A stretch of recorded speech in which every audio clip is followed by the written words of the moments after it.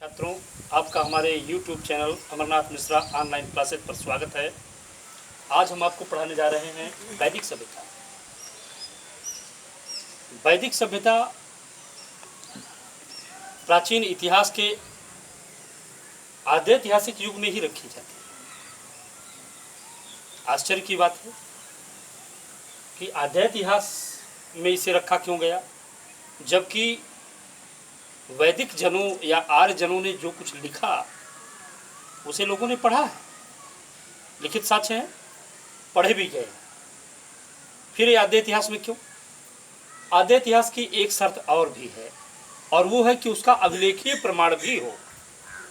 तो वैदिक सभ्यता के लिखित साक्ष्य तो हैं, यानी साहित्यिक साक्ष्य हैं, लेकिन और पढ़े भी गए हैं, लेकिन उनका अभिलेखीय साक्ष्य नहीं मिला है, इसलिए इसे आद्य इतिहास में रखा जाता है। ठीक, इसे भी एक आद्य ऐतिहासिक सभ्यता कहा जाता है। क्लियर? जान लें, वैदिक सभ्यता एक आद्य ऐतिहासिक सभ्यता है।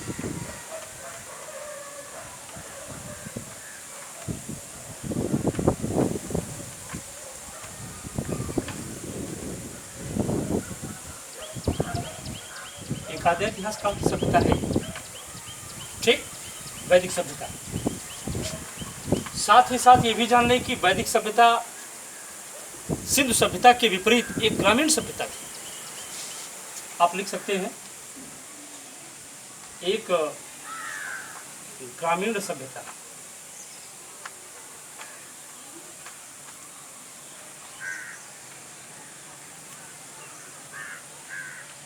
पितृ प्रधान।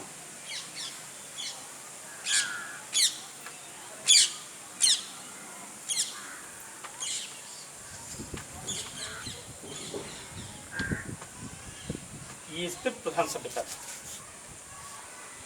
ठीक, एक चीज इसमें और भी है। हम इसे वैदिक सभ्यता क्यों कहे?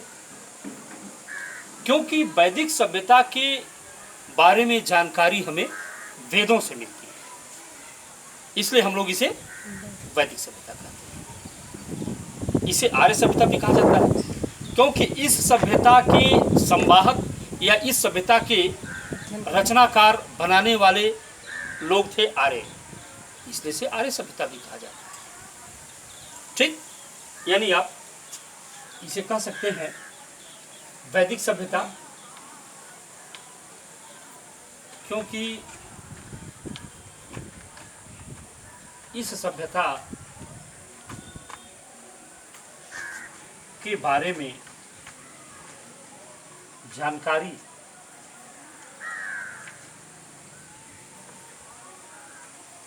जानकारी के प्रमुख स्रोत वेद हैं। वेद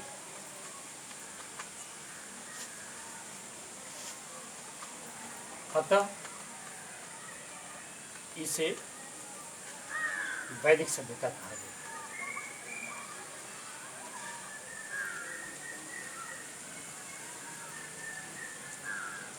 ठीक, क्योंकि इस सभ्यता के बारे में जानकारी के प्रमुख स्रोत क्या है? वेद।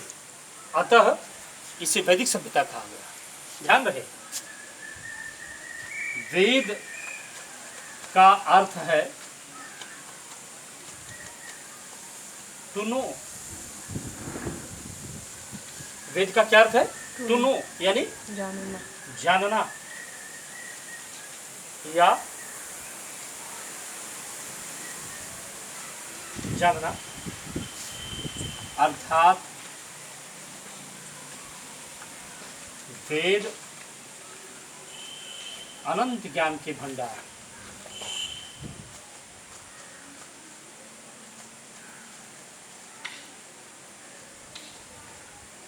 जिनसे अनंत जानकारी प्राप्त की जा सकती है। ठीक, अर्थात वेद अनंत ज्ञान के भंडार है।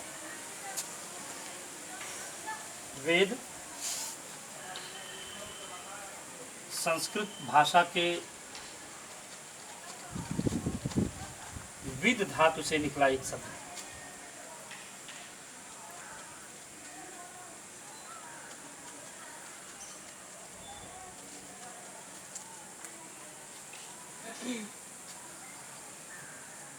इसका अर्थ होता ही है जानकारी, जानना। तो विद धातु से निकला, विद का ही बहुवचन वेद हो गया। वेद का अर्थ होता है आनंद ज्ञान के भंडार। विद मतलब जानकारी। ये विद बचपन में हम लोग पढ़ते लिखते तो कहते थे विद्यामाई। विद्यामाई जानकारी नहीं देंगे, विद्यामाई का अपमान नहीं करना चाहिए। विद्या भी विद से निकला हुआ। विद्या विद से, विद का अर्थ ही होता है जानकारी।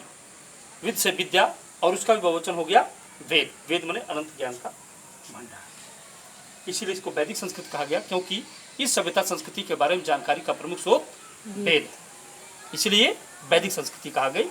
और साथ ही साथ इसे आर्य संस्कृत भी कहा जाता है, या आर्य सभ्यता भी कहा जाता है। क्यों?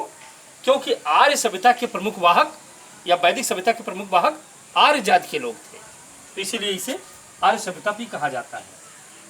आप कह सकते हैं इसे आर्य सभ्यता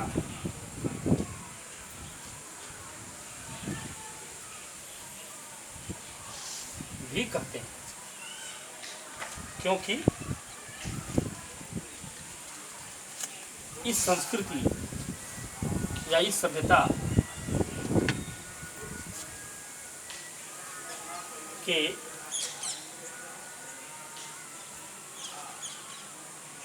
वाहक आर्य जाति के लोग थे। ठीक? आर्य, इसका अर्थ क्या होता है? आर्य का अर्थ है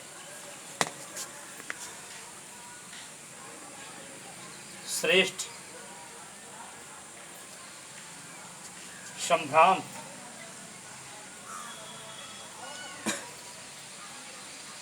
कुलीन, स्वतंत्र। आर्य का अर्थ स्वतंत्र भी है, आर्य का अर्थ श्रेष्ठ है, आर्य का अर्थ संभ्रांत है। संभ्रांत मतलब धनवान, धनवान व्यक्ति जो बड़ा सम्मानित हो, संभ्रांत के लोग श्रेष्ठ, संभ्रांत, कुलीन, स्वतंत्र, विद्वान। विद्वान भी आर्य का अर्थ है, विद्वान आदि। ये तो क्लियर। वो हम लोग रामायण महाभारत में सुनते हैं, महिलाएं कहती हैं आर्य, अपने पतियों को लोग आर्य कहती थी, है ना। अब तो उनका नाम लेकर के क्यों मिस्टर फलाने, उन्हें मम्मी नाम नहीं लेते हुए, लेकिन वो बड़ी मम्मी जो है वो क्यों मिस्टर टिंकू, मिस्टर रिंकू, तुम बड़े बदतमीज आदमी हो वर्तमान में, है ना। हाँ, मतलब वो कह रहे कि हम आपसे ज़रा सा भी कम नहीं है, हम आपके बराबर, तो बराबर है तो आपको मतलब मिस्टर टिंकू, मिस्टर मिट्टू, मिस्टर लप्पू, झप्पू, गप्पू कुछ भी ना कर ही रहा है। और उसके बाद उनको ये भी करें कि तुम बड़े बदतमीज आदमी हो, और बात मान लीजिए कि मार भी हो जा रही है, एक आध तमाचा अपने पार रहे, एक आध तमाचा खा रही है, अपना चल रहा है इसी तरह से। ये उनका मॉडर्न तरीका है रहने का। ठीक, हाँ, तो इस तरह से। लेकिन वो जो वैदिक सभ्यता का जो वाहक है, या वैदिक सभ्यता के जो लोग हैं, वो अपने आदमियों को, अपने पतियों को आर्य मतलब श्रेष्ठ हैं, संभ्रांत हैं, विद्वान हैं, ये इस तरह से। तो ये जो है वैदिक संस्कृति के बारे में जो आपको जानकारी मिली, आखिर इसे वैदिक सभ्यता क्यों कहा गया। ये एक आद्य इतिहास काल की सभ्यता थी, ये ग्रामीण सभ्यता थी, जबकि सिंधु सभ्यता नगरीय सभ्यता थी, शहरी सभ्यता थी। ये पितृ प्रधान सभ्यता थी। जब ग्रामीण संस्कृति है तो पिताजी उसमें प्रधान होते हैं, शहरी संस्कृति है तो उसमें मम्मी प्रधान होती। पिताजी अपना स्कूटर लेके आए, कल्ले से एक जगह खड़ा किए, मम्मी से डर भी रहे क्योंकि मम्मी उधर कुत्ता लेके खड़ी है, ठीक, उधर ताश लेके अपना जो है ऐसे फेंकते हुए आ रही है, मम्मी से एकदम से वो काफ़ी वो है, हो सकता है मम्मी शराब पिए हुए हैं, तो पिताजी अपना आए हैं, मम्मी के लिए एक आध घूंट ले भी आए हैं उधर से लेकर। तो इस तरह से मम्मी थोड़ा सा प्रभावशाली, क्योंकि मम्मी किटी पार्टी की मेंबर है और तमाम जो है इस तरह से, तो भाई वो एक दूसरी चीज़ हो गई, है ना। हाँ, अगर नगरीय संस्कृति है तो उसमें मम्मी जी प्रधान है, लेकिन अगर ग्रामीण संस्कृति है तो उसमें पिताजी प्रधान है, पापा प्रधान है। जी हाँ, वे धनोपार्जन के साथ साथ समाज, परिवार और सभी मान सम्मान इत्यादि चीज़ों का भी निर्वहन करते हैं। ठीक, माता जी गृह मंत्रालय संभालती हैं और गृह मंत्रालय को वे सुचारू रूप से संभालें, इस पर भी पिताजी दिशा निर्देश देते हैं कि आप थोड़ा इसे कायदे से संभालें। लेकिन सारी संस्कृति में माता जी गृह मंत्रालय प्लस प्रधानमंत्री वाला विभाग दोनों संभालती हैं, पिताजी उसमें चपरासी टाइप होते हैं, तो इसलिए परिवार में काफ़ी कलह भी होता है, क्योंकि माता का निर्णय अक्सर कहीं कहीं गड़बड़ हो जाता है और उसमें तमाम बवाल हो जाते हैं। दरोगा जी दो तमाचा माता जी को, दो तमाचा पिताजी को, कोई खास इज्जत नहीं होती, क्योंकि परिवार से उनका कोई कनेक्शन नहीं होता है, तो परिवार कमजोर होता है ना, परिवार मजबूत होता है। तो इस तरह से ऐसी संस्कृतियाँ चलती रहती। तो नगरीय संस्कृति जो वो सिंधु सभ्यता वालों की है, वहाँ मातृ प्रधान हम बता भी चुके हैं, लेकिन ग्रामीण संस्कृति आर्य सभ्यता की है, यहाँ पितृ प्रधान है ना। अब ये वैदिक संस्कृति कही गई क्यों, ये भी बताया गया। आर्य संस्कृति कही गई क्यों, ये भी बताया गया। इन शब्दों के अर्थ क्या है, ये भी बताया गया। तो इतनी बातें हो गई भाई आर्य शब्द पर, है ना। हम लोग अब जान लेते हैं कि ये आर्य जाति के लोग या आर्य सभ्यता के लोग आखिरकार भारत में आए या भारतीय थे। इस पर तो कुछ न कुछ विचार लोगों का होगा। भारतीय ही थे कि कहीं से आए, आखिर आर्य संस्कृति एकाएक सिंधु सभ्यता के बाद कैसे दिखाई देती है, कुछ तो विचार विमर्श जरूर किया होगा विद्वानों ने, है ना। तो हम लोग देख लेते हैं जरा इसके बारे में, और तब फिर इसके बाद आगे बढ़ते हैं। वैदिक सभ्यता अध्ययन की दृष्टि से दो भागों में बांटा जाना अति आवश्यक है। वैदिक सभ्यता जिसके बारे में अभी इतनी बातचीत हुई, उसको अध्ययन की दृष्टि से दो भागों में बांट लिया जाए तो ज़्यादा उत्तम है, ज़्यादा अच्छा है, ये अति आवश्यक भी है। क्योंकि वैदिक सभ्यता इतनी विराट है, इतनी विशाल है कि उसका एक बार में अध्ययन कहीं गड्ढमड्ढ हो जाएगा, गड़मंजा हो जाएगा, है ना। तो इसको दो भागों में बांटा जाना आवश्यक है। ऋग्वैदिक सभ्यता या पूर्व वैदिक सभ्यता और उत्तर वैदिक सभ्यता, ये दो भागों में बांटा जाना जरूरी है। दोनों में पर्याप्त परिवर्तन के कारण अंतर भी है, इस नाते भी बांटा जाना जरूरी है। तो वैदिक सभ्यता को दो भागों में बांटा जा सकता है।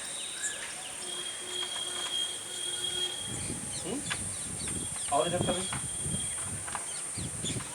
एक को कह सकते हैं आप पूर्व वैदिक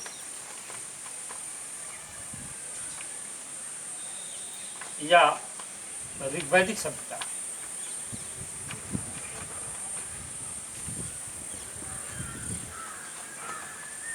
ठीक, इसको हम लोगों ने 1500 ईसा पूर्व से 1000 ईसा पूर्व के बीच माना है। 1500 ईसा पूर्व से 1000 ईसा पूर्व के बीच। ध्यान रहे, ये अंग्रेजों का विभाजन है, क्योंकि ईसाई लोग अपने पूरे ईश्वर के सृजन काल को 5000 साल में मानते हैं, तो उसी में वो सब हटाते हैं। हम लोगों को यही पढ़ना है, इसलिए क्योंकि इसी पे नंबर मिल रहा है अपना, एसएससी, रेलवे, बैंकिंग से लेकर पीसीएस, आईएएस तक, तो वही जानना है। हालांकि ये हकीकत है नहीं, है ना, लाखों करोड़ों साल का पुराना इतिहास है आर्यों का, लेकिन जो है हम लोगों को जानना है, क्योंकि अभी 1500 में मैक्स मुलर अगर लोग बताए हैं तो मैक्स मुलर वाला चलता है यहाँ, वही जानना है ना, जो अंग्रेज लोग बता गए हैं। बिल्कुल, थोड़ा सा अभी से दिमागी गुलाम लोग हैं, और उसमें बने भी रहना, नहीं तो सिलेक्शन नहीं होगा। हाँ, उसके बाद जानिए, ये है कुछ और, लेकिन अभी पढ़ना इसको है। जी हाँ, तो वो कहते हैं कि 1500 ईसा पूर्व से 1000 ईसा पूर्व के बीच की बात है ऋग्वैदिक वाले की। ठीक, पूर्व वैदिक या ऋग्वैदिक युग। इधर आता है उत्तर वैदिक युग।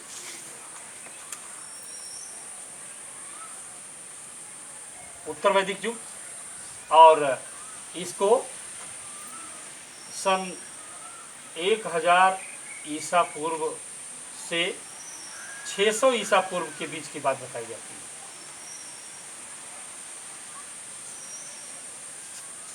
है। 1000 ईसा पूर्व से 600 ईसा पूर्व के बीच की बात बताई जाती है कि उत्तर वैदिक युग इतने के बीच था। 600 के बाद, 600 ईसा पूर्व के बाद बौद्ध युग को बताया जाता है कि महात्मा बुद्ध और जैन का जो समय आया, वेदों से इतर संस्कृतियों वाले, तो उन लोगों का समय 600 ईसा पूर्व के बाद का बताया जाता है। ठीक, ये उत्तर वैदिक युग हो गया, और ये पूर्व वैदिक या ऋग्वैदिक युग हो गया, और ये दो उसमें जो है बांट के इसको पढ़ा जाता है। ध्यान रहे, पूर्व वैदिक या ऋग्वैदिक युग में केवल ऋग्वेद की रचना हुई। ये विभाजन किस आधार पर किया गया? विभाजन वेदों के रचना काल के आधार पर किया गया।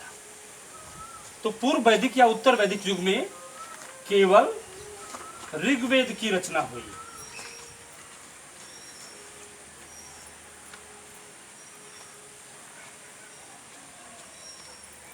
केवल ऋग्वेद की रचना हुई इस युग में।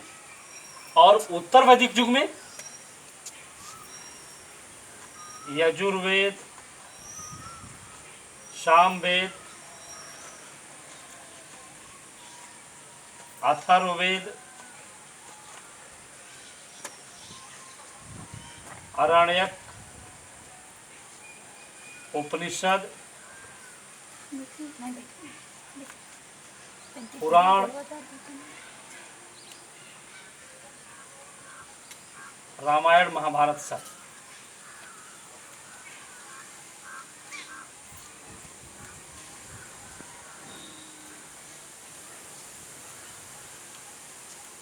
अब तो क्लियर।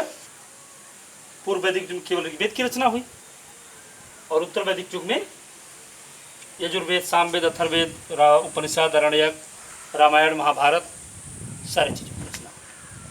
ओके, ये क्लियर हुआ सारी चीजें।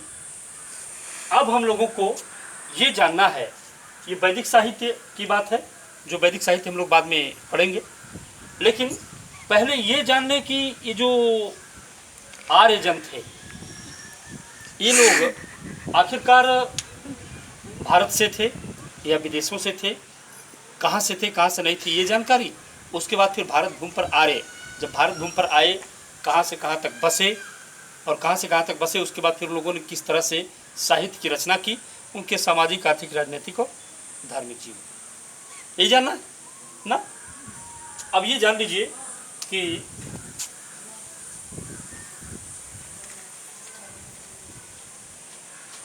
आर्यों के भारत आगमन से संबंधित विद्वानों के विचार।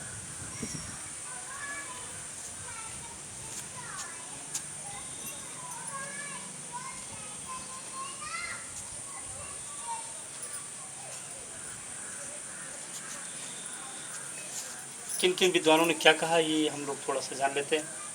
और जैसे स्वयं लोकमान्य बाल गंगाधर तिलक जैसे महान विद्वान, जब वे मांडले जेल में बंद थे तो वहाँ उन्होंने गीता रहस्य लिखा था, मैंने मॉडर्न इंडिया में बताया होगा। बाहर आए तो उन्होंने एक पुस्तक लिखी थी और वो पुस्तक थी Arctic homeland of Aryan. Arctic homeland of Aryan में उन्होंने लिखा है कि आर्यों का आदि देश उत्तरी ध्रुव प्रदेश था। क्यों? क्योंकि वेदों में उन्होंने अध्ययन करके पाया कि वेदों में 6 महीने के दिन 6 महीने की रात की बड़ी चर्चा है। तो 6 महीने के दिन और 6 महीने की रात की जो बड़ी चर्चा है, इस आधार पर उन्होंने सोचा कि हो सकता है इन लोगों की स्मृतियां अपने आदि देश की तरफ बार बार इंगित करती हों। इसलिए हो सकता है सभी के सभी आर्य किसी न किसी रूप में आर्कटिक होमलैंड अर्थात आर्कटिक प्रदेशों से, उत्तरी ध्रुव प्रदेशों से संबंधित है। ओके, तो आप पहला लिख सकते हैं विद्वान विचार में नंबर 1, और नंबर 1 में लोकमान्य तिलक।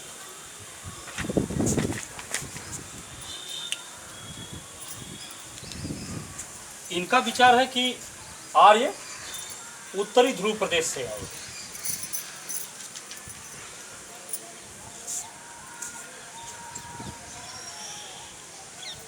ये उत्तरी ध्रुव प्रदेश मानते हैं। मैडम रेखा मिश्रा, आप क्लास को डिस्टर्ब कर रहे हैं, इसके लिए आपके लिए दंडात्मक कार्रवाई की जा सकती है। और वो दंडात्मक कार्रवाई कुछ इस तरह से होगी कि हम इन्हीं बच्चों से कहेंगे कि इनको यहाँ झोटे पकड़कर घसीट करना है। इसलिए आप या तो क्लास में ये बच्चे तो उनके समर्थन में आ गए, क्या आई एम सॉरी, तो आप क्लास डिस्टर्ब न करें, यहाँ बैठ जाए। असल में बच्चों, ये जो एक मैडम पढ़ने आई है वो इन बच्चों की चाची मम्मी ही हैं, इसी नाते ये बच्चे उनके समर्थन में जा रहे हैं। तो don't disturb madam. Lokmanya Tilak को आपने नहीं सुना होगा तो आज जान लीजिए। उन्होंने कहा था उत्तरी ध्रुव प्रदेश में से आर्य आए होंगे। हंसाओ नहीं, नंबर 2। अब तो क्लियर हो गया उत्तरी ध्रुव प्रदेश। जान रहे एक विद्वान है दयानंद सरस्वती। दयानंद सरस्वती को भी आपने मॉडर्न इंडिया में पढ़ा होगा, आर्य समाज। दयानंद सरस्वती ने वेदों के अध्ययन के बाद पाया कि वेदों में हिमालय की बड़ी चर्चा है। उन्होंने कहा निश्चय ही ये सारे के सारे आर्य हिमालयी प्रदेशों से आए होंगे। शुद्ध आर्य नस्ल के लोग अभी भी हिमालय की तराई में पाए जाते हैं। और तमाम जो है आर्य लोग जो है मॉडर्न होकर के तमाम लोगों में वर्णसंकरता भी आई है तमाम आर्यों में, लेकिन अभी भी बिल्कुल विशुद्ध आर्य पारसियों की तरफ से अभी हिमालयी क्षेत्र में आज भी हैं। ठीक, अधिकांश आर्य वर्णसंकर नहीं हुए हैं, लेकिन बहुत कुछ हुए भी हैं। तो इस वर्णसंकर मतलब अन्य हाँ मिश्रित अन्य जो है जातियों से लोगों के वैवाहिक संपर्क होकर के जो है ऐसे संतानों ने जन्म लिया, वर्णसंकर संतानों ने। लेकिन शुद्ध संतानों के जन्म लेने की बात और शुद्ध आर्य नस्ल की बात जो आती है तो भारत में अधिकांश हैं भी, लेकिन और शुद्ध जो है हिमालयी प्रदेशों में। इस आधार पर दयानंद सरस्वती कहते हैं कि ये लोग तिब्बत प्रदेशों से आए होंगे। तिब्बत, इन लोगों का कहना कि लोग तिब्बत प्रदेशों से आए होंगे।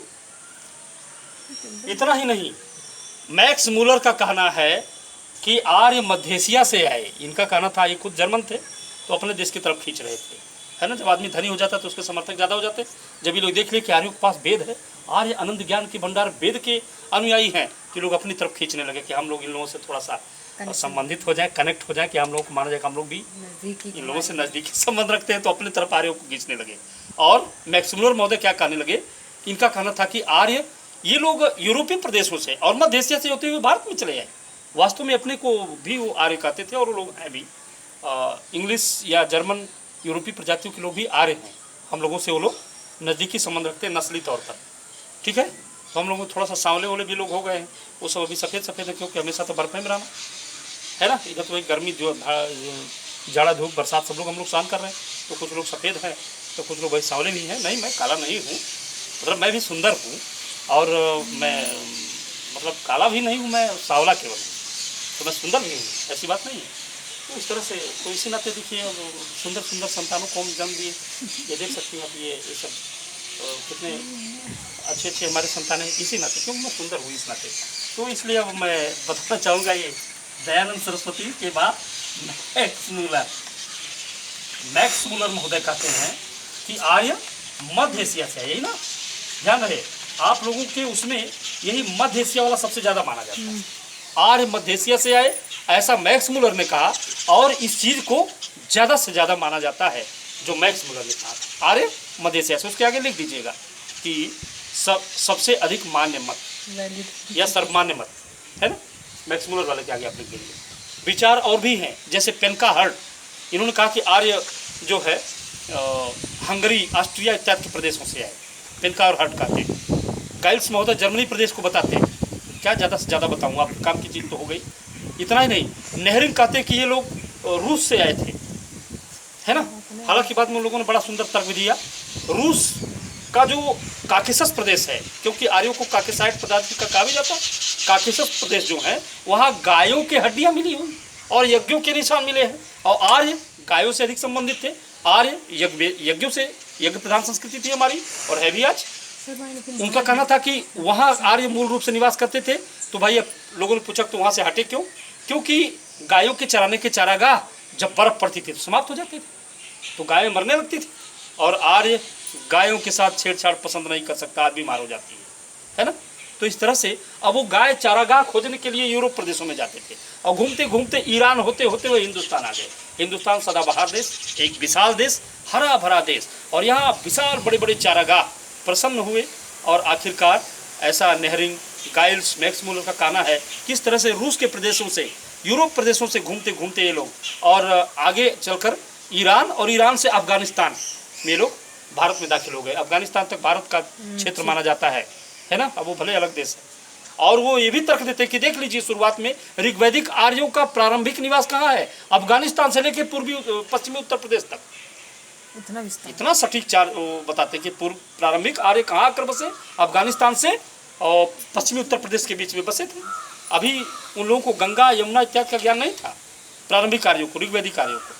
तो इस तरह से बड़ा सटीक तर्क उन लोगों ने दिया। देखिए ना, सारा तर्क हमारे पक्ष में, यानी प्रारंभिक आर्य जो है इधर बसे, और ये उसी तरफ से लोग आए। और क्यों आए? पशुओं का यानी गायों का चारागाह खोजते खोजते आए, और भारत को सदाबहार देश मान करके यहाँ उन लोगों ने बसने का फैसला किया, और भारत के होकर रहे। ठीक। पंडित गंगानाथ झा ब्रह्मर्षि देश बताते। पंडित गंगानाथ झा वे पूर्व चांसलर इलाहाबाद यूनिवर्सिटी, मैं इनको पहले भी बता चुका हूँ। गंगानाथ झा जी कहते हैं भारत इन लोगों का आदि देश है। हम सभी आर्य लोग भारत के ही निवासी हैं। ब्रह्मर्षि देश, सरस्वती और दुष्दती नदियों के बीच के देश को ब्रह्मर्षि देश कहा गया और यहीं के निवासी बताए गए। अब तो क्लियर हो गया। कुछ विद्वानों के विचार आपको ओरली और रिटन दोनों तरह से हमने बता दिए। ओके, तो ये रहा आर्यों का भारत आगमन। अब भारत आने के बाद आर्य प्रारंभ में बसे कहाँ? सप्त सिंधु प्रदेश। ये जो अफगानिस्तान से और पश्चिम उत्तर प्रदेश के बीच का भाग है, ये सप्त सिंधु प्रदेश कहा जाता है ना। कितने देर हो गई? प्रिय छात्रों, आगे हम आपको ये बताना चाहेंगे कि भारत भूमि पर आर्य, विद्वानों के विचार के बाद आता है इसके आगे कि भारत भूमि पर आर्य आखिर आए, ऐसा विद्वान मानते हैं। भारत भूमि पर आर्य चारागाहों की खोज में आए। ठीक, प्रारंभ में ये इनकी अर्थव्यवस्था पशुचारणी अर्थव्यवस्था थी, इसीलिए अपने पीछे, क्योंकि गायों को चराना ही इनका मुख्य पेशा था, व्यापार गौड़ पेशा था, इसीलिए इन लोगों ने कहीं विशेष कोई भौतिक साक्ष्य शुरुआत में नहीं छोड़ा। भारत भूमि पे आर्य प्रारंभ में आए तो बसे कहाँ से? प्रारंभ में आर्य अफगानिस्तान से पश्चिमी उत्तर प्रदेश के बीच बसे।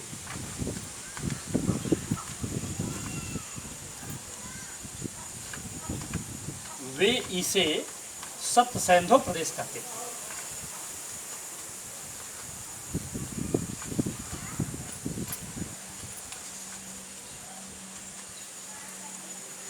क्या कहते थे इसे? सप्त सिंधु प्रदेश, 7 नदियों वाला प्रदेश। ध्यान रहे, ऋग्वेद में नदियों की संख्या 25 बताई गई, 25 नदियों की संख्या बताई गई है, 25 नदियों का वर्णन होता है।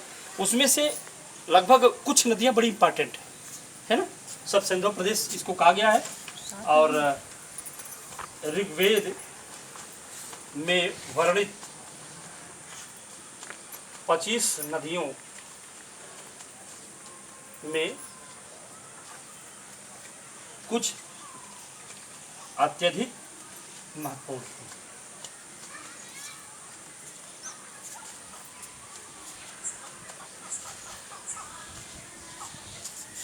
कुछ अत्यधिक महत्वपूर्ण नदियां थी। ठीक, ऋग्वैदिक नदियों को कुछ लिख दें क्या? जैसे हाँ, जैसे आप ऐसे कर सकते हैं, नीचे आप लिखेंगे कॉलम, हाँ ऐसे कॉलम टाइप बना दीजिए और नीचे आप लिख दीजिए सिंधु। सिंधु को सिंधु ही कहा जाता था। इधर हम कहते ऐसे लिख दीजिएगा ऋग्वैदिक नाम, आधुनिक नाम है ना। आप ऐसे लिख सकते हैं आधुनिक नाम, ऋग्वैदिक नाम। अब आके आप लिख देंगे सतलज, इसको उस युग में कहा जाता था शतुद्री।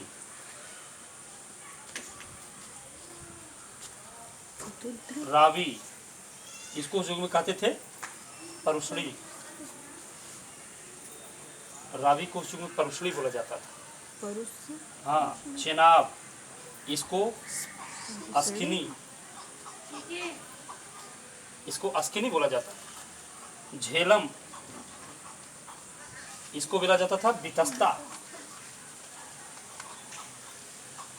झेलम को बितस्ता कहते थे। ठीक, ये नदी है एक ब्यास, इसको बिपाशा कहते थे। इसको बच्चे बड़े तेजी से जान जाते हैं, बच्चियां भी, क्योंकि ये बिपाशा कोई नचनिया है इंडस्ट्री में, तो सब नाचने गाने वाले सब हैं, तो उन लोगों का नाम लोग तेजी से जान जाते हैं। कोई नचनिया है प्रसिद्ध, और तो इस तरह से ब्यास बिपाशा। इसकी जगह पे परिगणित नदी या मरुद्वृधा नदी का नाम आया है बिपाशा। वो कोई बंगाल से है, वो नचनिया है, तो ये ब्यास नदी। इसी तरह से एक है काबुल नदी। काबुल को कृभु नदी कहा गया है। क्या? कृभु, कृभु मतलब काबुल, एक है